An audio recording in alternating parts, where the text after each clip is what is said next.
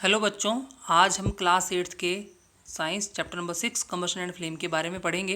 तो आइए सबसे पहले हम पढ़ते हैं कंबस्टिबल सब्सटेंसेस के बारे में। Substances which are on burning produce heat and light और कॉल्ड कंबस्टिबल सब्सटेंस, यानी कि ऐसे सब्सटेंस जो बर्न करने पे हीट और लाइट प्रोड्यूस करते हैं, हम उन्हें कंबस्टिबल सब्सटेंस कहते हैं। It is also known as fuel, इन्हें फ्यूल भी कहा जा सकता है। Example wood, coal, charcoal, kerosene, petrol, diesel, LPG and CNG. ये सभी प्रोडक्ट जो हैं वो फ्यूल हैं, कंबस्टिबल सब्सटेंस हैं और इन्हें हम घर में यूज़ करते हैं एज अ फ्यूल। इसके बाद हम आइए पढ़ते हैं कंबशन के बारे में, जो कि इस चैप्टर का नाम भी है। कंबशन एक केमिकल प्रोसेस है जिसमें कोई भी सब्सटेंस जब रिएक्ट करता है ऑक्सीजन के साथ तो हीट एंड लाइट प्रोड्यूस करता है। The chemical process in which a substance react with oxygen to produce heat and light is called combustion. यानी कि कंबशन में कोई भी सब्सटेंस जो कि फ्यूल हो या कंबस्टिबल सब्सटेंस हो, आप जो मर्जी उसको कह सकते हैं, ऑक्सीजन के साथ रिएक्ट करेगा तो हीट एंड लाइट प्रोड्यूस करेगा, तो उसे ही हम कंबशन कह सकते हैं और वो एक केमिकल प्रोसेस है। Oxygen is an essential gas in the atmosphere which help in burning and respiration. Oxygen हमारे एटमॉस्फेयर में पाई जाने वाली एक गैस है जो बर्निंग और रेस्पिरेशन में हेल्प करती है। It's total volume in air is 21%, यानी कि 21% ऑक्सीजन हमारे एटमॉस्फेयर में पाई जाती है। Air is a mixture of gases. Air क्या है? Mixture of gases. इसमें बहुत सारी गैसेज हैं, डस्ट पार्टिकल हैं, वाटर वेपर्स हैं एटमॉस्फेयर में, तो उसमें से 21% हमारे क्या है, ऑक्सीजन का हिस्सा है। इसमें 78% नाइट्रोजन है और 1% अदर गैसेज हैं। तो ये ऑक्सीजन जो है वो कंबशन में हेल्प करती है, साथ ही साथ रेस्पिरेशन में भी हेल्प करती है। आपने पढ़ा होगा 7th में कि जब हम ब्रीथिंग करते हैं तो ब्रीथिंग में हम इनहेल करते हैं ऑक्सीजन गैस को, जो सेल में जाके एरोबिक रेस्पिरेशन के थ्रू एनर्जी प्रोड्यूस करती है। तो ऑक्सीजन एक बहुत ही इसेंशियल गैस है जिसकी वजह से लाइफ प्रोसेस जो है वो अर्थ के ऊपर चला हुआ है। इसके बाद हम पढ़ते हैं केमिकल चेंज के बारे में। मैंने आपको बताया भी डेफिनेशन में कि कंबशन एक केमिकल प्रोसेस है। केमिकल प्रोसेस यानी कि केमिकल चेंज, आप इसको कुछ भी कह लीजिए, आप उसको केमिकल चेंज कह लीजिए, केमिकल रिएक्शन कह लीजिए या केमिकल प्रोसेस कह लीजिए, बात एक ही है। क्योंकि केमिकल चेंज में होता क्या है कि जब कोई जो कोई चीज़ें रिएक्ट करती हैं, जब कोई सब्सटेंस आपस में रिएक्ट करते हैं तो एक नई चीज़ बन के या उभर के सामने आती है जो ओरिजिनल से बिल्कुल अलग होती है। एग्जाम्पल हम ले लेते हैं, when a piece of wood fired its end product will be ash which is completely different from wood. यानी कि जब हम किसी लकड़ी को जलाएंगे या पेपर को जलाएंगे तो एंड प्रोडक्ट क्या निकलेगा? ऐश निकलेगा, जो कि ओरिजिनल जैसी वुड है उससे बिल्कुल ही अलग होगा। और ना ही हम इसे रिवर्स कर सकते हैं, मतलब हम उसे जोड़ के फिर से ओरिजिनल शेप साइज़ में नहीं ला सकते, इसलिए हम इसे केमिकल चेंज कहते हैं। तो कंबशन एक केमिकल चेंज है क्योंकि इसमें जब भी कोई चीज़ जलेगी, उसमें बर्न करेगी, तो उसमें से जो हीट एंड लाइट तो बाहर रिलीज़ हो जाएगी, लेकिन उसका ओरिजिनल शेप एंड साइज़ भी चेंज हो जाएगा, हम उसे रिवर्स नहीं कर सकते। तो इसमें बोल सकते हैं आप, फ्यूल जब ऑक्सीजन के साथ मिलेगा हीट और लाइट प्रोड्यूस होगी। In ancient times the only source of heat and light was fire. People lived in forest और caves protect themselves from animals with the help of fire. यानी कि जब इलेक्ट्रिसिटी की डिस्कवरी नहीं हुई थी, इन्वेंशन नहीं हुआ था, तब तक लोग आग से ही अपने आप को गर्म कर रखते थे, अपना खाना बनाते थे और एज ए लाइट यूज़ करते थे। एज ए लाइट रात को अंधेरे में जंगली जानवरों से अपने आप को बचाते थे। तो बर्निंग जो है वो, यानी कि फायर बर्निंग, ये सब हमारे लिए बहुत ही इंपॉर्टेंट है, इसलिए इसमें आपको इस चैप्टर में इसे पढ़ाया जा रहा है। इसके बाद हम बात करते हैं इग्निशन टेम्परेचर के बारे में। The minimum temperature at which a substance catch fire and burn is called its ignition temperature. यानी कि एक ऐसा टेम्परेचर जिसके ऊपर कोई भी सब्सटेंस आग पकड़ता है, हम उसे इग्निशन टेम्परेचर कहेंगे। हर ऑब्जेक्ट का, हर सब्सटेंसेस का, फ्यूल का अपना ही इग्निशन टेम्परेचर होता है जिसके ऊपर वो जलना स्टार्ट करते हैं। A substance will not catch fire and burn if its temperature is lower than its ignition temperature। बोला गया, जैसे मान लीजिए, मैं आपको एग्जांपल देता हूँ, अगर कोई ऑब्जेक्ट 100 डिग्री सेल्सियस पे बर्न करेगा तो अगर आप उसको टेम्परेचर 98 डिग्री सेल्सियस ही रखेंगे तब तक वो बर्न स्टार्ट नहीं करेगा, क्योंकि उसका इग्निशन टेम्परेचर है 100 डिग्री सेल्सियस। यानी कि अगर आप उसको जलाना चाहते हैं तो आपको टेम्परेचर 100 डिग्री सेल्सियस करना होगा। नीचे पिक्चर्स में आप देख सकते हैं ignition temperature of different materials में है। इसमें वाइट फास्फोरस का 35 डिग्री सेल्सियस है, पेट्रोल का 246 डिग्री सेल्सियस है, केरोसिन का 220 डिग्री सेल्सियस है, डीजल 210 डिग्री सेल्सियस, वुड है 300 डिग्री सेल्सियस, कोल है 454 degree Celsius and piece of paper है 233 डिग्री सेल्सियस। यानी कि जिसका इग्निशन टेम्परेचर जितना कम होगा वो उतना ही ज़्यादा ज्वलनशील होगा, यानी कि वो उतनी ही जल्दी जलेगा। और जिसका इग्निशन टेम्परेचर बहुत ज़्यादा होगा, आपको उस प्रोडक्ट को जलाने, उस सब्सटेंस को जलाने के लिए उतना ही टेम्परेचर पहले एक्वायर करना होगा, तभी वो चीज़ जो है, जो सब्सटेंस जो है वो बर्न करेगा, यानी आग पकड़ेगा। इसलिए क्या होता है, बरसात के दिनों में जब कोई लकड़ी या गीली हो जाती है उसको जलाना मुश्किल हो जाता है, क्योंकि वो इग्निशन टेम्परेचर उनका जो है वो राइज़ हो जाता है, इस वजह से वो आग नहीं पकड़ते। इसलिए गीली चीज़ें आग नहीं पकड़ती हैं। इसके बाद हम बात करते हैं कंडीशन नेसेसरी फॉर कंबशन के बारे में। कंबशन के लिए कौन कौन सी चीज़ें बहुत ज़्यादा ज़रूरत हैं। The conditions necessary for combustion are fuel, air, heat. ये 3 चीज़ें हैं जिनकी वजह से कंबशन होती है, यानी कि बहुत ज़रूरी हैं। फ्यूल के बारे में मैंने आपको बता दिया, कंबस्टिबल सब्सटेंस यही फ्यूल हैं। एयर में ऑक्सीजन की सप्लाई होगी तो आग पकड़ेगा सब्सटेंस। इसका बाद heat, to raise the temperature beyond the ignition temperature. Heat भी बहुत ज़रूरी है। अगर हीट कम है, हीट है ही नहीं, तो किसी भी सब्सटेंस का इग्निशन टेम्परेचर जो है वो उसको क्रॉस नहीं कर पाएगा और वो सब्सटेंस जो है वो आग नहीं पकड़ेगा, वो कंबशन स्टार्ट नहीं करेगा। A substance will not burn without one और मोर ऑफ दीज कंडीशंस। इसके बाद हम बात करते हैं how do we control fire. हम फायर को कैसे कंट्रोल कर सकते हैं। The condition necessary for producing fires are fuel, heat, air. इनके बारे में हमने बात कर ली, लेकिन बात ये करते हैं कि जब आग लग जाती है, बहुत आग हमारे लिए यूज़फुल तो है ही, हम उससे आग सेकते हैं, खाना बनाते हैं, लाइट का यूज़ करते हैं, लेकिन जब अनकंट्रोल्ड हो जाती है फायर और बड़े लेवल पे, ह्यूज लेवल पे जब फायर लग जाती है, उसको कंट्रोल कैसे किया जाए। उसको कंट्रोल करने के लिए आपको इन तीनों चीज़ों से, फ्यूल, एयर या हीट, तीनों चीज़ों में से किसी एक को हटा दीजिए आप, फायर अपने आप ही कंट्रोल हो जाएगी। तो इसमें पहले मैं एग्जांपल में आपको जैसे देता हूँ, fire extinguishers cut off the supply of air और bring down the temperature of the fuel और both and control the fire. Fire extinguisher जो होते हैं, ये क्या करते हैं कि तीनों चीज़ों में से, फ्यूल, एयर और हीट में से, ये क्या करते हैं, पहले तो ये एयर की सप्लाई को ही रोक देते हैं, क्योंकि इसमें कार्बन डाइऑक्साइड होती है जनरली फायर एक्सटिंग्विशर में, जो ऑक्सीजन की सप्लाई को रोक देते हैं। उसकी वजह से क्या होता है कि ऑक्सीजन की सप्लाई रुक गई तो कंबशन भी अपने आप ही रुक जाती है। ठीक है। इसके अलावा वो क्या करते हैं, टेम्परेचर जो है फ्यूल का उसको भी कम कर देते हैं, या दोनों को कम कर देते हैं। जैसे आप आग में पानी फेंकिए, पानी फेंकने से आग बुझ जाएगी, क्योंकि इग्निशन टेम्परेचर जो है वो ज़्यादा हो जाएगा, उसकी वजह से क्या होगा कि आग अपने आप ही बुझ जाएगी।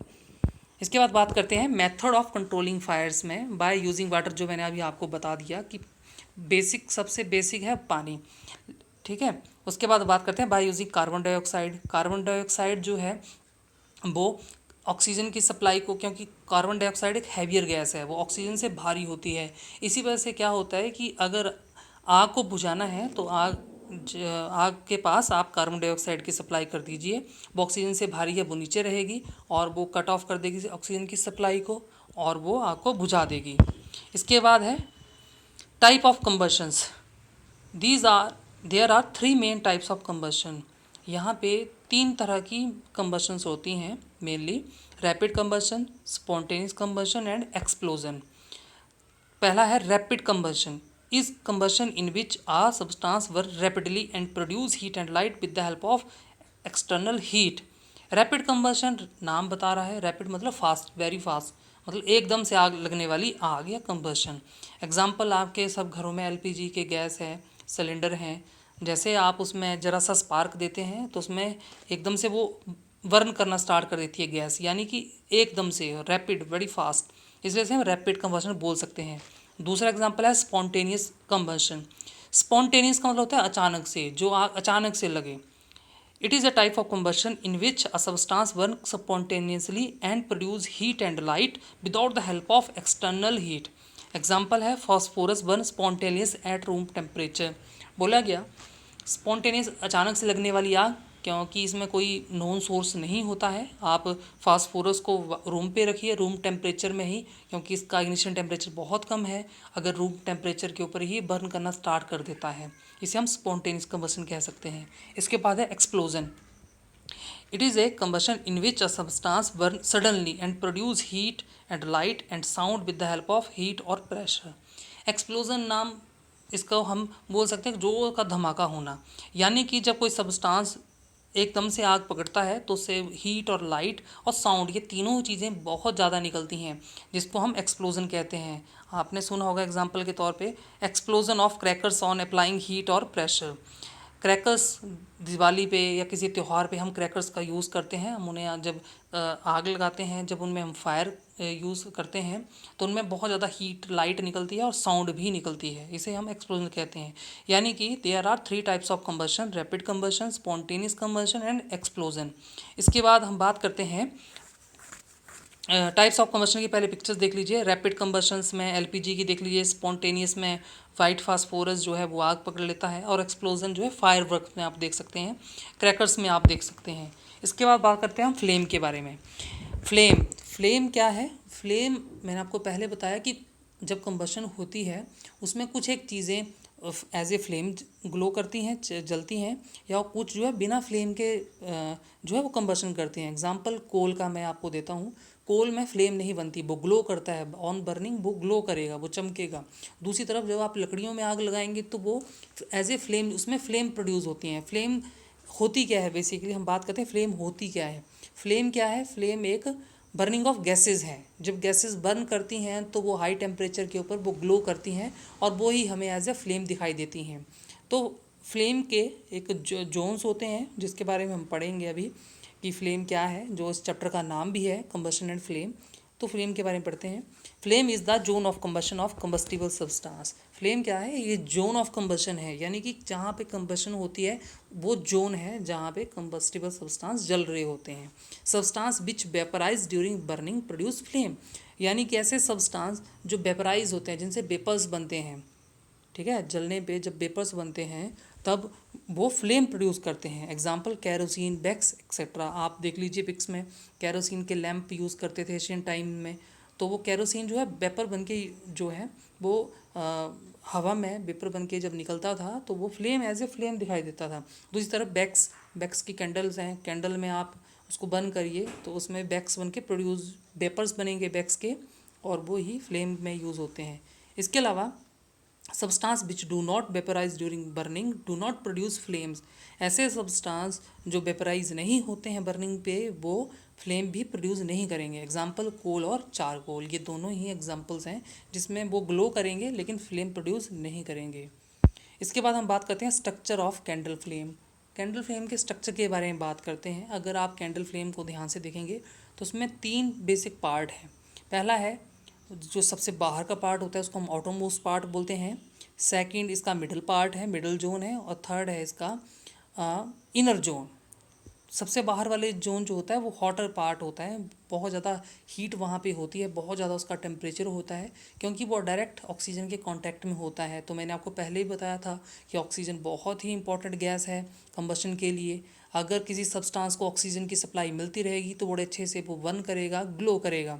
तो ऑटोमोस्ट जोन के पास बहुत ज़्यादा ऑक्सीजन की सप्लाई रहती है, इसी वजह से वो ज़्यादा बर्न करती है और वो ब्लू होती है, और वहाँ पर आप बोल सकते हैं कंप्लीट कंबशन होती है, कंप्लीट कंबशन होती है, जिस वजह से वो एक ब्लू जोन क्रिएट होती है और वहाँ पे टेम्परेचर वेरी हाई हो जाता है। आपने अपने घरों में देखा होगा जब एलपीजी की गैस होती है वो ब्लू कलर की होती है, क्योंकि उसमें क्या होता है वो ऑक्सीजन की सप्लाई रहती है। उसका जो स्ट्रक्चर है एलपीजी गैस का, स्टोव का, वो इस तरह से बनाया जाता है कि वहाँ पे वो पूरी तरह से ऑक्सीजन की सप्लाई रहे। दूसरी नंबर पे आती है मिडल जोन, यानी कि ल्यूमिनस जोन। ल्यूमिनस का मतलब होता है जो चमकती है, ऐसी जोन जो ग्लो करती है। यहाँ पे होती है इनकम्प्लीट कंबशन, यानी कि यहाँ पे ऑक्सीजन की सप्लाई लिमिटेड होती है, तो यहाँ पे जो पार्टिकल्स हैं वो कम्प्लीटली वर्न नहीं करते हैं, इस वजह से वो थोड़े ल्यूमिनस हो जाते हैं, वो चमकते हैं, ग्लो करते हैं। और यहाँ का टेम्परेचर जो ऑटोमोस्ट जोन होती है उसके मुकाबले कम होती है, और यही वो जोन है जो बर्तनों को, हमारे कपड़ों को, हमारे आसपास की चीज़ों को काला करती है। आपने अक्सर देखा होगा हमारे जो बर्तन होते हैं, हमारे पॉट्स होते हैं गैस के ऊपर या किसी चूल्हे के ऊपर, वो ब्लैक हो जाते हैं नीचे से, वो due to the middle zone incomplete combustion. Combustion का भी एक टाइप है इनकम्प्लीट कंबशन, जब कोई सब्सटेंस अच्छे से नहीं जलता है तो वो कार्बन रिलीज करता है, बहुत ज़्यादा कार्बन, और वही कार्बन हमारे बर्तन के साथ, हमारे घर में, हमारे कपड़ों के साथ लगता है और वही फिर वो काला करता है। इसके बाद जो सबसे लास्ट जोन है वो है इनर मोस्ट जोन, जिसे हम लीस्ट जोन भी कह सकते हैं। और ये अंदर जोन होने की वजह से यहाँ सब कुछ वेपराइज फॉर्म में होता है और इसका टेम्परेचर सबसे कम होता है। आप इसे कोल्ड जोन बोल सकते हैं टेम्परेचर के हिसाब से। सबसे पहला टेम्परेचर की जो सबसे ज़्यादा टेम्परेचर वाली जोन है वो आउटर मोस्ट जोन, जिसे हम ब्लू जोन बोलते हैं। उसके बाद मिडल जोन, जिसे हम ल्यूमिनस जोन बोलते हैं। उसके बाद डार्क जोन, जो बिल्कुल नीचे अंदर होती है फ्लेम के। तो इस तरह के तीन फ्लेम के तीन जोन हैं, outer most, middle zone and inner most zone. इसके बाद हम बात करते हैं स्ट्रक्चर ऑफ कैंडल फ्लेम। मैंने आपको बता ही दिया अभी कि सबसे बाहर वाली जोन जो होती है उसे हम आउटर जोन बोलते हैं। आप इसको घर में अपने घरों में कैंडल लेके इसका यूज़ करके देख सकते हैं, जला के देख लीजिएगा आप, आपको बाहर वाली वो ब्लू जोन दिखेगी, उसका टेम्परेचर ज़्यादा रहता है। इसके बाद आती है मिडल जोन, जो कि लुमिनस जोन है। यहाँ पे कंप्लीट कंबशन नहीं होती, इनकम्प्लीट कंबशन होती है, जिसकी वजह से वो येलो दिखती है। और इनर जोन जो है वो डार्क जोन होती है। They are unburnt vapours of the fuel and the colour is black and it is least hot part. ठीक है। इसके बाद हम बात करते हैं टाइप्स ऑफ फ्यूल के बारे में। फ्यूल के कितने टाइप्स हैं? Fuel are of three main types: solid fuel, wood, coal, charcoal; liquid fuel, kerosene, petrol, diesel; gaseous fuel, CNG, LPG, biogas, hydrogen. ये गैसियस फ्यूल हैं। तो फ्यूल के तीन तरह के टाइप्स हो गए, सॉलिड, लिक्विड एंड गैस। इसके बाद हम बात करते हैं characteristics of a good fuel. Good fuel के क्या खासियत हो सकती है जिसे हम गुड फ्यूल बोल सकते हैं? तो बेसिकली उनमें ये कुछ एक चीज़ें चाहिए कि वो रेडली अवेलेबल हो, मतलब वो हर जगह अवेलेबल हो, वो मिल जाए, आसानी से मिल जाए, वो चीप हो, सस्ता हो, ज़्यादा कॉस्टली ना हो, and easy to store and transport, वो स्टोर करने में ईजी हो, ट्रांसपोर्ट करने में ऐसा नहीं उसको ले जाने में ही और स्टोर करने में ही आपको बहुत ज़्यादा मेहनत लगे, बहुत ज़्यादा वो कॉस्टली हो, ठीक है, और वो ना मिले, तो ऐसे फ्यूल को हम गुड फ्यूल नहीं कह सकते। बर्न एट अ मॉडरेटेड, जो जले लेकिन कंट्रोल्ड कंडीशन में जले, ऐसा ना उसकी कि फायर अनकंट्रोल्ड हो जाए, तो उसे भी हम गुड फ्यूल नहीं बोल सकते। Produce a large amount of heat, और वो कम मात्रा में ही ज़्यादा हीट प्रोड्यूस करके दे।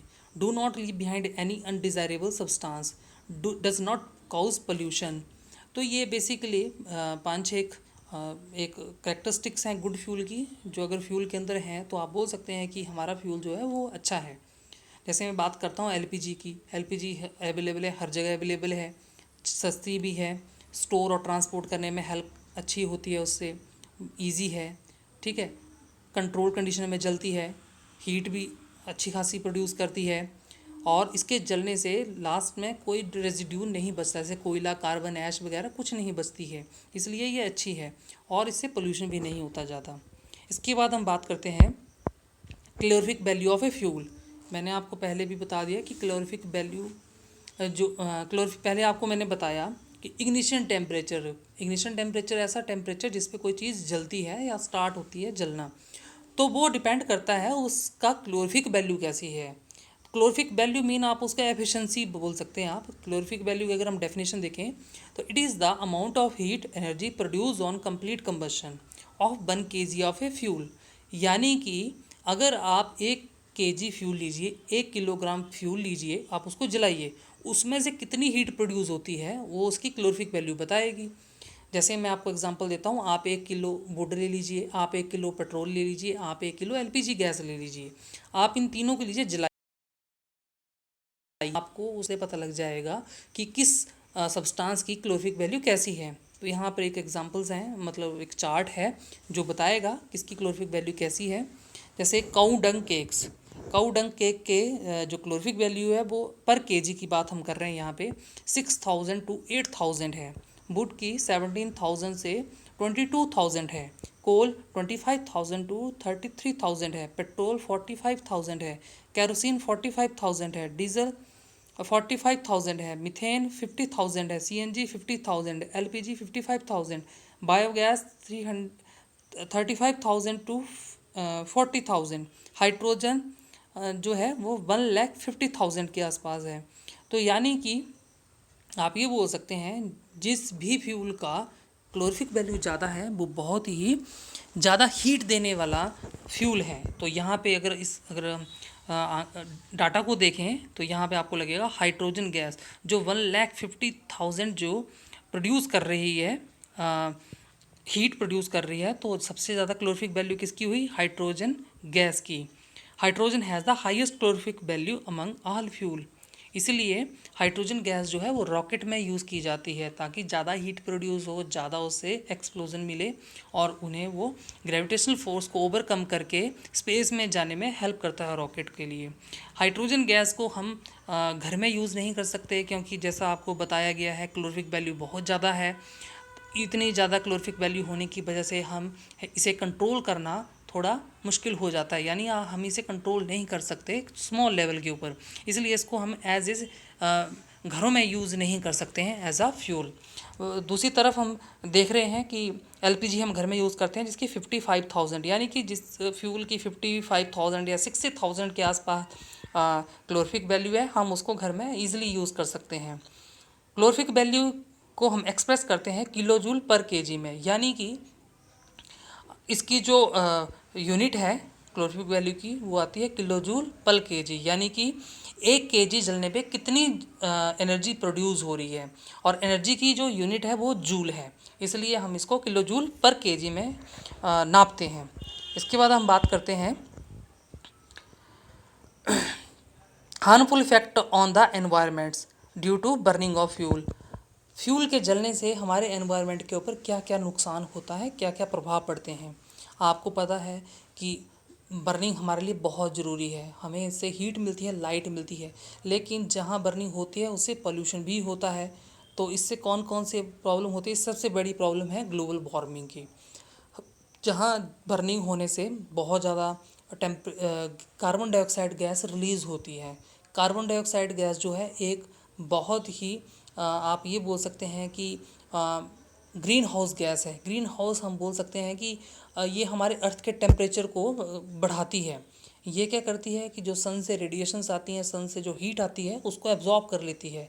तो हमारे एटमॉस्फेयर में कार्बन डाइऑक्साइड अगर बढ़ती जाएगी, अभी तो हमारे एटमॉस्फेयर में 0.1% के आसपास कार्बन डाइऑक्साइड है, लेकिन अगर बर्निंग से फैक्ट्रियों से निकलने वाले धुएं से या पॉल्यूशन से, या आप बोल सकते हैं कि व्हीकल से, गाड़ियों से निकलने वाले फ्यूल से,